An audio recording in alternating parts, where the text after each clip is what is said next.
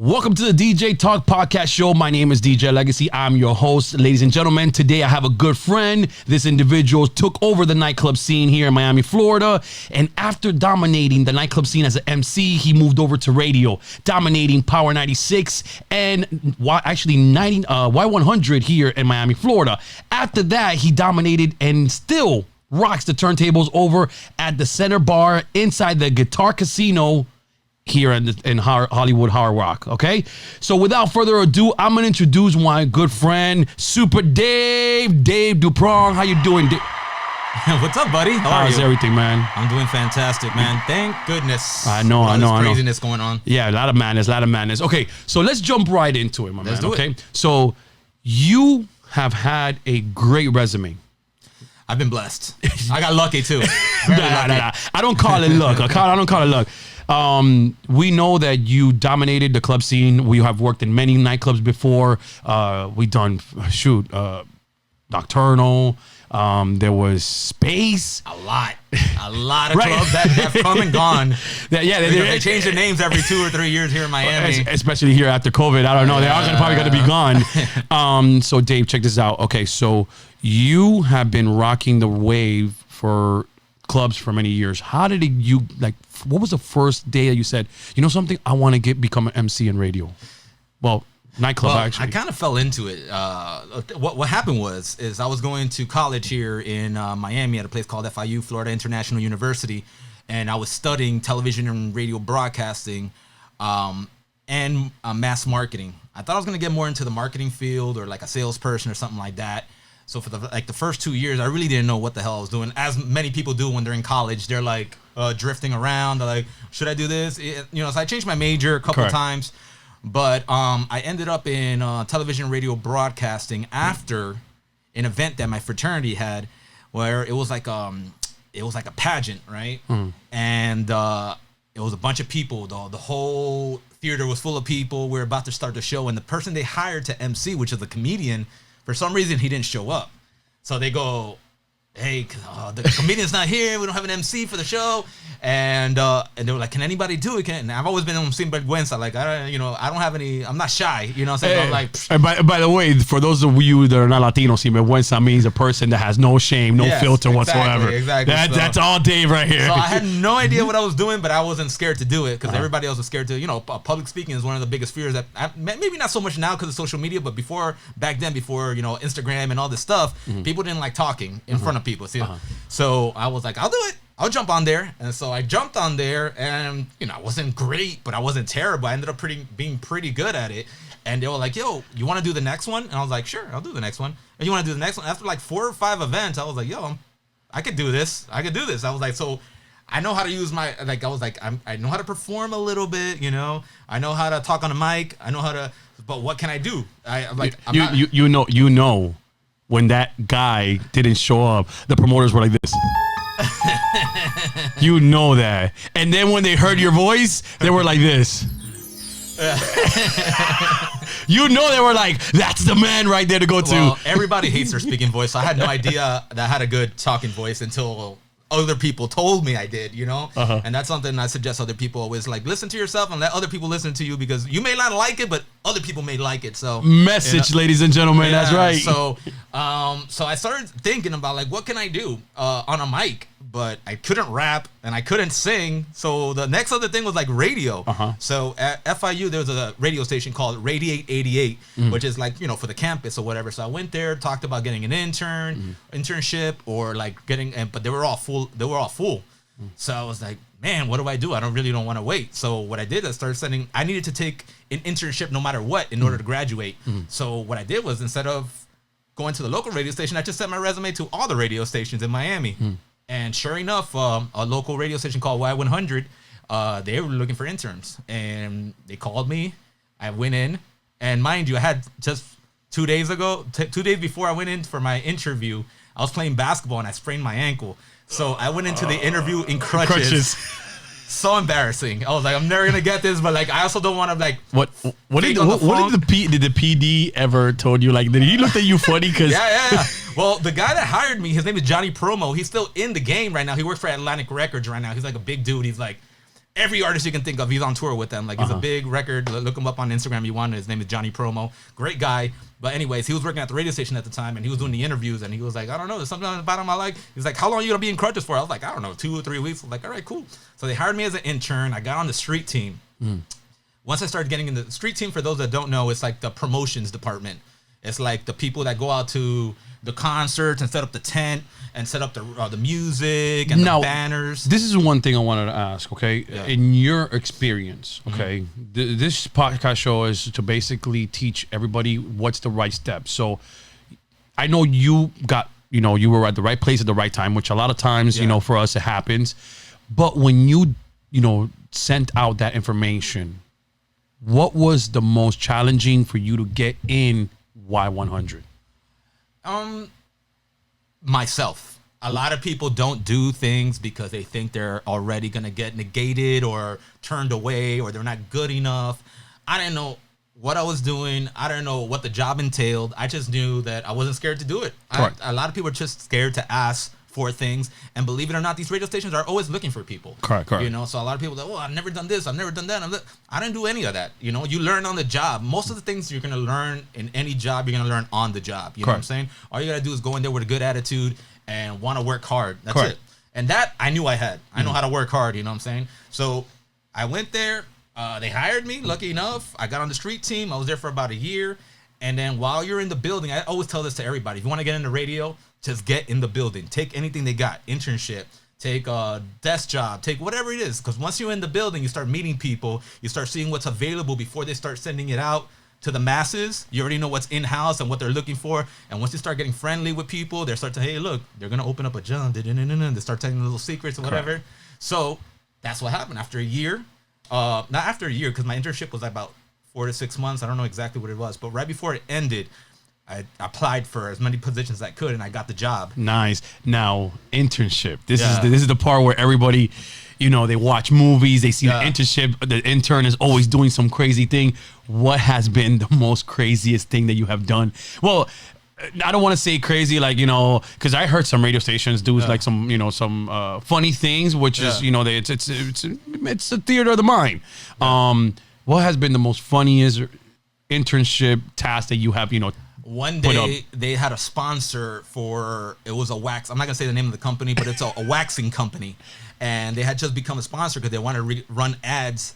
But the morning show guy had the idea, is like, all right, I want to see what it is, because it was body waxing. But he didn't want them to do it on him. So he invited the lady from the body waxing, and he had me and 3 other interns get body waxed live on the radio, which was terrible for me because I didn't know how much it hurt. One, I didn't know how much it hurts. And then the second thing was I broke out nasty. I got pimples all over my chest and these welts. They were ruthless. It was hilarious on the radio while it happened. And then you were like... But for like 4 or 5 days after, I just had zits all over my chest. It was gross. It was gross. But yeah, there was a lot of funny things like that we had to do. We had to wake up super early at 4 in the morning, and you got to do the grunt work. When there's an event, there's events in the radio station. You got to remember there's a morning show that starts at 6 to 10, and before the show starts at 6. You got to be there at least an hour before the prep. Correct. And that's for the people that are on the morning show. If you're on the street team to set up for that, you got to be there at 3:30, 4 in the morning to set up for when they get there, everything's already ready. Correct. So it's a lot of work, and you got to be willing to do it. Those days that I didn't sleep 1, 2, 3 hours a day, you know what I'm saying? But, it pays off at the end. That's correct. So after that, I got the internship. I was doing the promotions department. After that, you just work your way up. I saw they opened a weekend producer a part-time weekend producer position. So then I applied from that. So I went from promotions to weekend producer.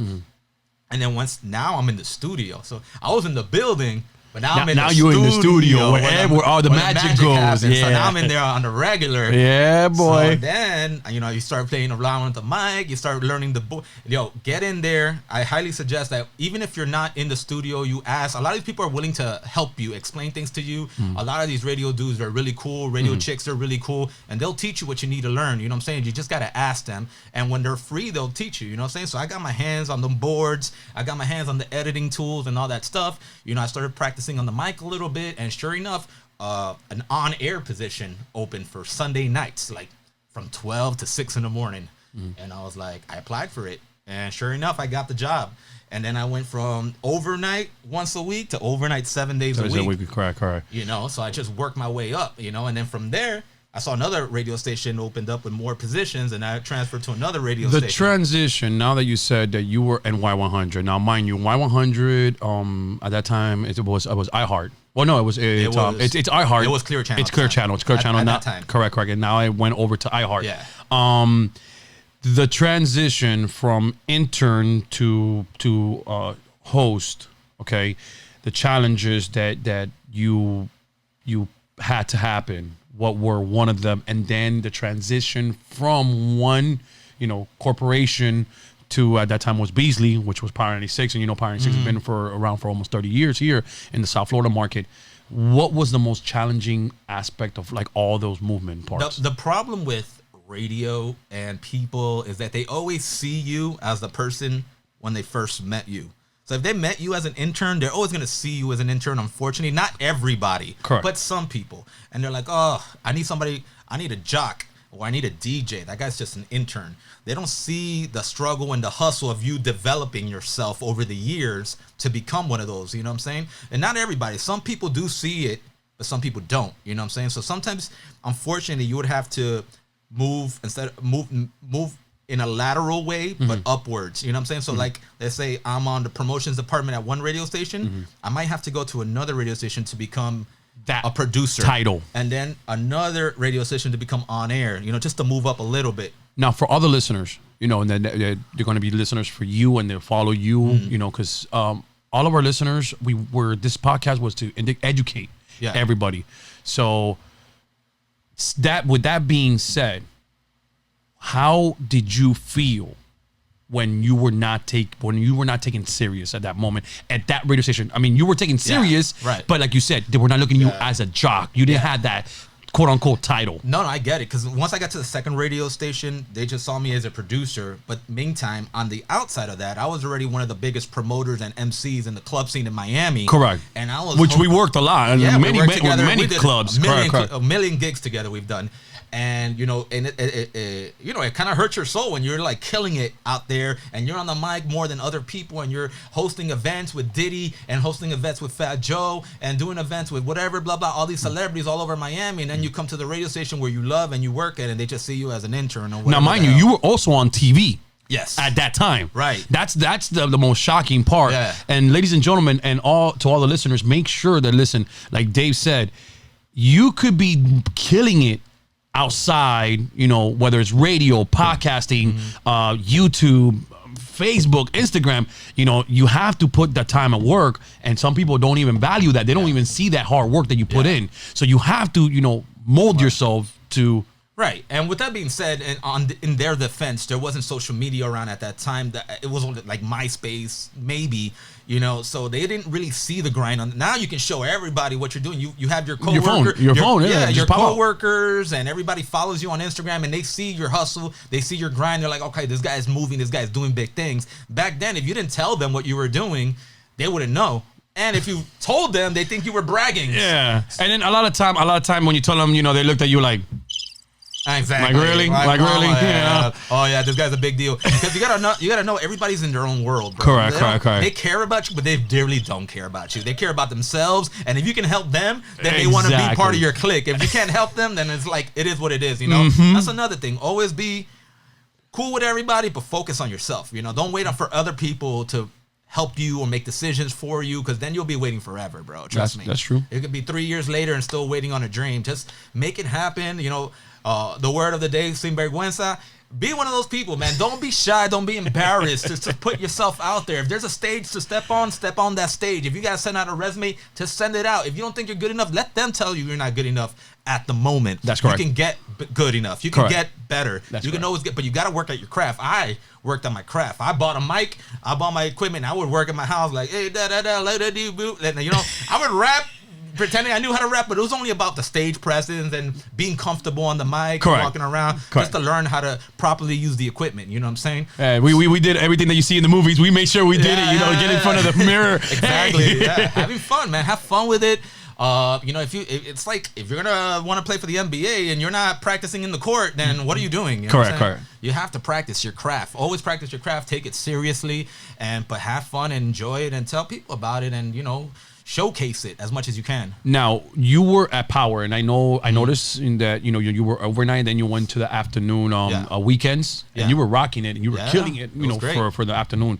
Now, what made Dave, say, hey? Now, mind you knew how to DJ. Yeah. Okay. You knew the fundamentals aspect of things. You were not just like, hey, you were not in radio and then said, hey, I'm gonna DJ. No, you knew about it. You were around it for almost 10 plus years. That transition, when you said, okay, I want to become a DJ. Mm-hmm. Well, you were already a voice person, and you handled yourself sometimes here in some clubs. When did you decide to say, hey, I want to now step into full-time DJ? What transpired and what went in Dave's mindset? So basically what happened was I had started DJing when I was in college, and I DJed a couple parties, whatever. But then I got some success with being on the mic and being on the radio. And then all of a sudden I went from, just doing college to like being on a mainstream radio, being on the radio 7 days a week, being on a TV show as a voice, as an MC, as a personality. So I kind of neglected the DJing. So I never really, even though I love music, the reason I got into this because I love music, what I'm saying? I used to wake up when I was a kid, instead of watching Saturday morning cartoons, I'd turn on the radio and listen to Casey Kasem at 6 a.m. every Saturday morning instead of watching Power Rangers or whatever the hell. That's what I would do. That's how much I love radio. And the craziest thing, a lot of people were like, Casey, who the hell is Casey? They got Google. They'll figure it out. But anyways, the reason I got back into it is because, radio's not what it was. Ever since the iPod came out and people started streaming music and downloading stuff, and people, radio, the budget in radio got smaller and smaller. So they don't want to just hire a personality. They want to hire a personality that can DJ and that can edit and that can produce and that can make commercials. And the more jobs you have, the less they got to pay other people to do stuff. You know what I'm saying? So in order for me to progress in this career, I just can't be one thing, and that's molded yourself. You have to advance, and the more that's my suggestion to everybody. The more things you learn, the better you'll be in any job you'll go, because you'll get hired faster than anybody else that just does one thing. Now, that's a good point that you said, and for everybody that wants to get into radio, okay, making commercials, because before you had other outlets that makes the commercial for you, and some stations, like you said, wants everything in-house. Like, perfect example, some PDs will like send out to to the mixed group and everybody else, whether it's Dr. Dave, Pat Garrett, whoever they use for voiceover. But now that they want you to make everything in-house, what were the challenges of that? Was it Box Pro? Was it, what was the challenges at that moment? Well, so for the people that don't know, back in the 90s when radio was killing it and there was no internet or whatever the hell, they had somebody to voice the commercial, somebody to make the commercial, produce it on a computer, and they would just install it in and you would just play it, whatever. You didn't have to do that. Now, as a radio personality, at the end of your shift, they give you a certain amount of commercials. Let's say there's 100 commercials for that day. Correct. They'll divide the commercials between all the radio persons. So I have to do like 15. That person so after my shift on air, every shift lasts about 4 hours. So after your shift on the air, talking, doing all this stuff, you would have to go into the production room and produce those 15 commercials. That production installs. So you would have to open up Adobe and voice the commercial. So open up the mic. Voice, ladies and gentlemen, this Wednesday, and now, mind you, sorry, I didn't mean to cut you short. Mind you, a lot of people did not use Avid, and there was not. I think Logic was not around. Logic Pro, which we use Adobe. Apple. That's what we use. Correct. But every station uses different things. Correct. I mean, but it wasn't now like how it is now. You have Audacity, you have Box Pro, you have so many ways. Even the Rode ProMaster. You could just pop it in and do your stuff. Right. What were the challenges? I'm not saying that you knew computers, but what were the challenges? I want people to know what was hard. I had no idea how to use Adobe Premiere. You know what I'm saying? I had no idea how to use any Adobe products. I went in there just like I learned how to use the board. I went in there on my day off and I sat there all day with the person that knew how to do it. And I learned how to do it. And if I didn't learn that day, guess what? I was there the next day. And then I was there the next day. Like in the music world, you were the lab rat. So if they the studio rat. Well, you have to learn. No, exactly. Some way. You know what I'm saying? So, you have to put in the time to want, like, if something's due on Friday, don't wait Friday to try to figure it out. Go in there on Monday and learn that you know how to do it 100%. Because when you're there on Friday, you're stuck. And guess what? If that commercial's not in there and it doesn't play, guess what? They don't play. You're out. You're fired. Let me tell you something. The one thing they don't play with in radio is cursing on the air and missing commercials. If you miss a commercial, you're done, because that's the money, and you don't mess with the money nowhere that you go. That's message right there. And you're absolutely right, because the only way to make money for a radio station is what? Commercials. That's the only way. If you drop the ball on that, and mind you, it's not like podcasting. Here we're uncensored. Right. We can say whatever the hell we want. You understand? In live commercial, it's completely different. You gotta keep that that G market. So now you were you helped out. Now you're giving a vision to those people that want to get into radio. The DJing, how did that transpire again? Well, let me tell you, I asked a lot of people to put, because from when I started DJing, where it was like turntables, and I think the first CDJ had just come out. Talking about like so when 99. when I picked it back up, and then I think Serato had. The first box came out. That was in. But something, Serato was actually not the first program. Yeah, it was Tractor. There and Tractor and Serato beat Tractor to the patent. Right. So everybody's like, wait a minute, no, Serato's the first one. I'm like, no, Tractor. Yeah, but when I repicked it back up, it was like when the second Serato box came out. Yeah, correct. The second Serato box came out. And I didn't know how to use it. I never used it before, so I was asking DJs there at the radio station. These are all my friends and people. Yo, can you help me out? Yeah, I got you. Yeah, I got you. I got you'd for like 2 years, and nobody ever got me. You know why? Because when they're busy, they're busy. They got their own lives, whatever, and it's time demanding. And the messed up part is that sometimes they just look at you and they'll be like, like, really? Come on, man. And the thing is, I'm sure they're being nice. They don't want to say no, but I wish they would have just said, nah, I can't. So I could just move on with my life. But that was my fault. I should not wait for anybody. Eventually, I just bought the equipment. I got on YouTube and I learned myself. I picked it up. I sucked at the beginning, but you know what? I already had a knowledge of it. I know my music. I sucked at the DJ. I know my music, which is the most important. Know your music. Right. I know I've been around music and radio stations and everything my whole life. You know what I'm saying? So I know music really, really well. What I needed was to learn the equipment, and that's it. So once I got a hang of the equipment, it was a wrap. I was like, damn, man, I know how to rock a party. I can just rock a party with a microphone. I don't even need the music, to be honest with you. I got everybody doing especially now, wobble out there, like wobble baby, wobble baby, wobble especially baby. now, because sometimes now radio has changed, and back then was more mixing, scratching, and now it's more. I've seen some radio stations, some DJs that will actually talk and then drop the song, and drop the song. So it's transpired, it's changed, it's changed. And it's evolutionized to the way it is now. Yeah. Now, this is the part where everybody wants to know, because everybody's probably like, hey, how did he get into the only place in the world that this is bougie? It's awesome. You're one of the DJs inside the center bar at the Guitar Hard Rock Casino. Right. Okay. Not that many people have the opportunity. Hey, ladies and gentlemen, I DJ'd a lot of places. I don't even have that shot. Now, don't tell your secrets, but how did you, I know you put the hustle in, but how did it transpire? It was because we want people to follow you to understand and know. But if you want to give a secret, it's up to you.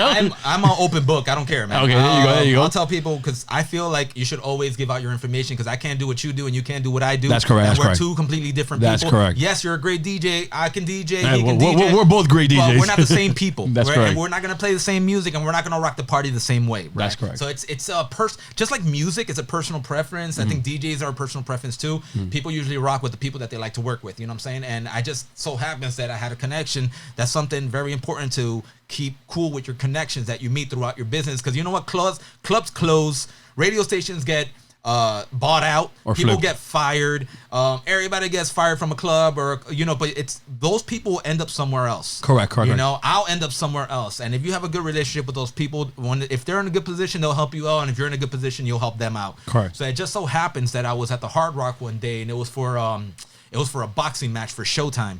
And you were the MC, so you got to let people know that you were also the MC. Well, not for that one. The one before that, I was the ring announcer, which I also do. But for the one I'm talking about right now, was the DJ for it. So during between the fights, I would DJ for the crowd or whatever, boom, boom.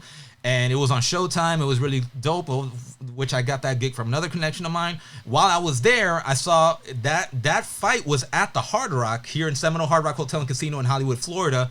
And while I was DJing at the Hard Rock, one of the managers came up to me, a guy named Ramsey, which I knew from a club from before called Passions, and he was the bartender at that club. But now he's the he's one of the entertainment manager at the Hard Rock. See, he went from bartending to now the manager of entertainment, which is great. And he saw me there. He was like, "Yo." And I hadn't seen him like in 2 years because they had closed Passions. So I hadn't seen him in 2 years. And he goes, "What are you doing here?" I was like, "Well, I'm DJing." "Oh, how are you?" We caught up real quick. I was like, "Yo, I'm so happy I saw you. I need a DJ for the Center Bar.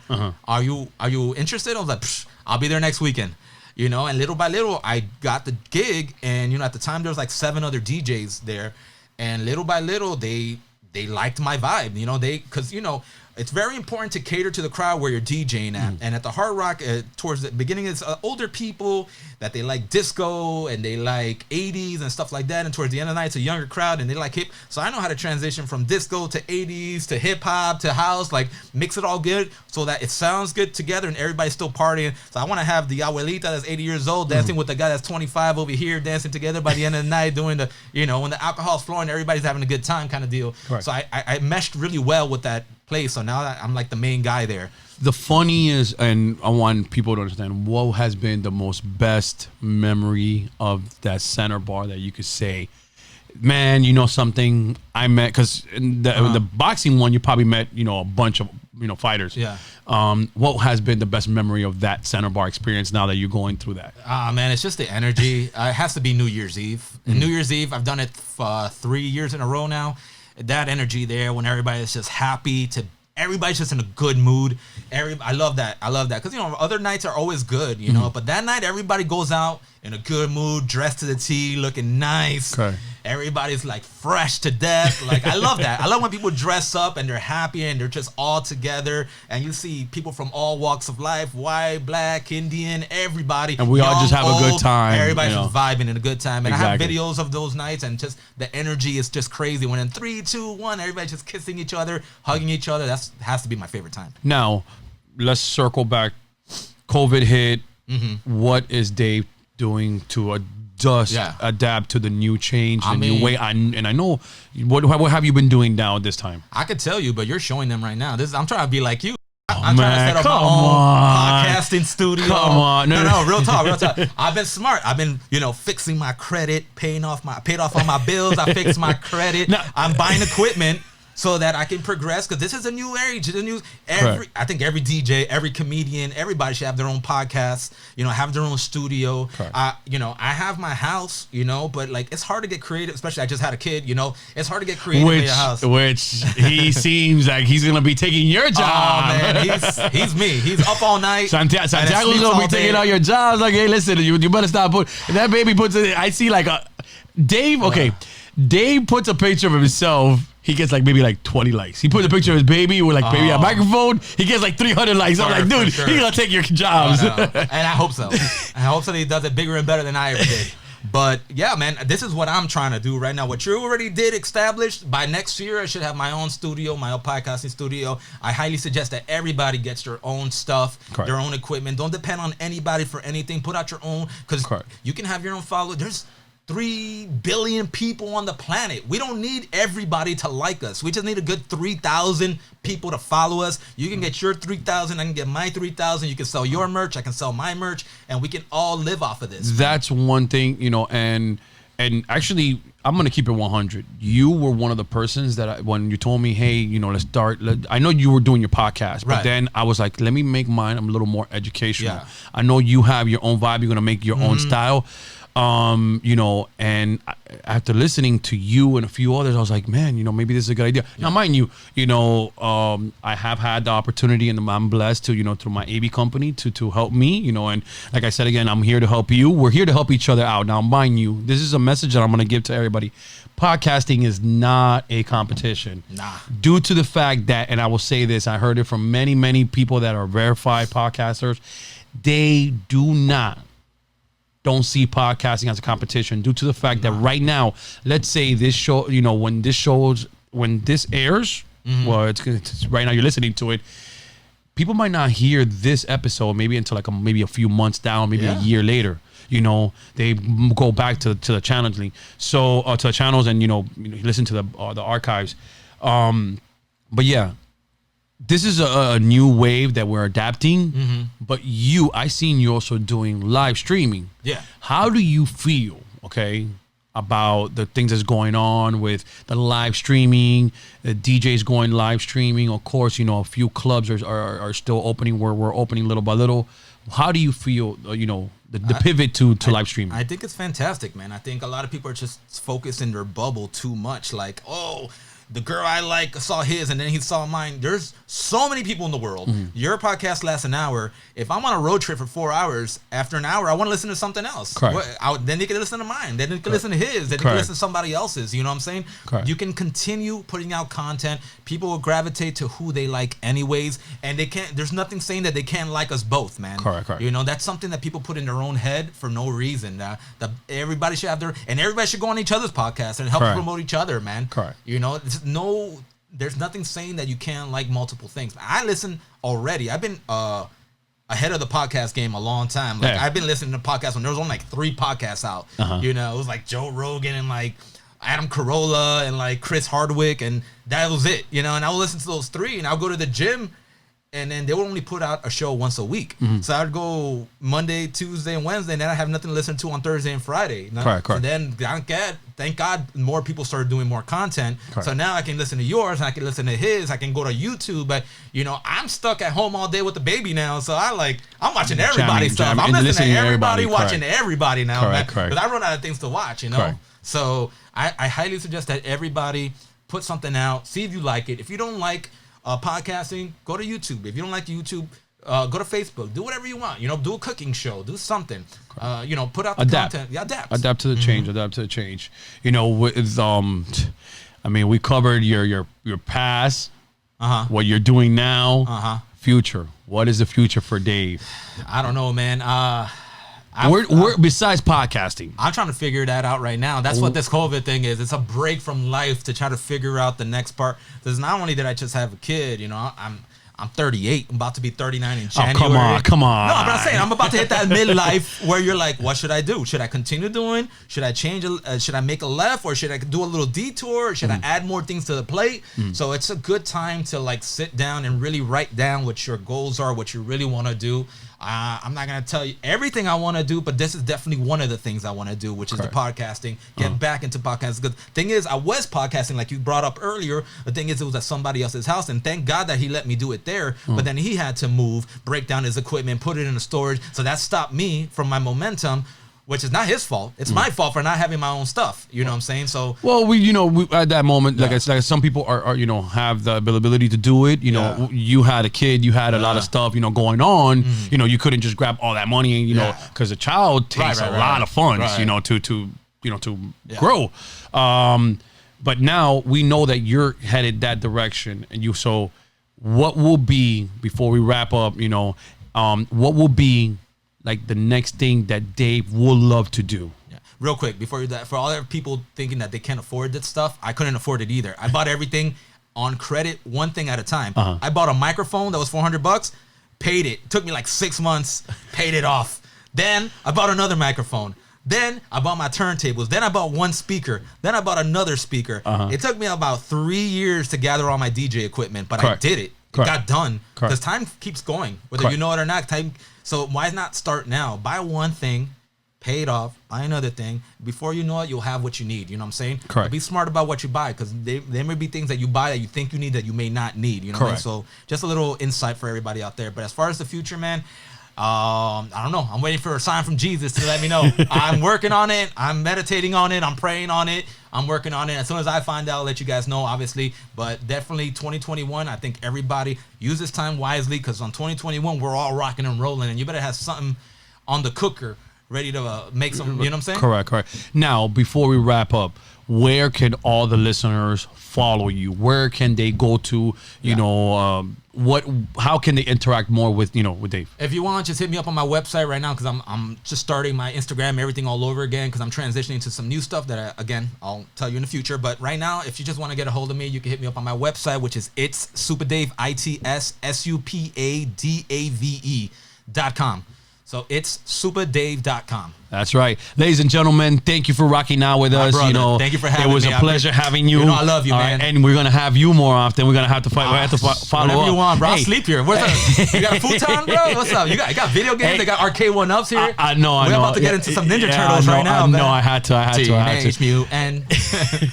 Ladies and gentlemen, that is a podcast show. Thank you so much for rocking it out. Make sure you follow www.djtalkpodcast.com or follow myself at The Real DJ Legacy on all social medias. Dave, it was a pleasure having you, brother. Man. Thank you for stopping by. Hopefully we could have you more. You know what I mean? And Absolutely. So you could just rock out more with us. All right, ladies and gentlemen. And with that being said, we're gonna rock out. Thank you so much, and see you in the next show. Peace.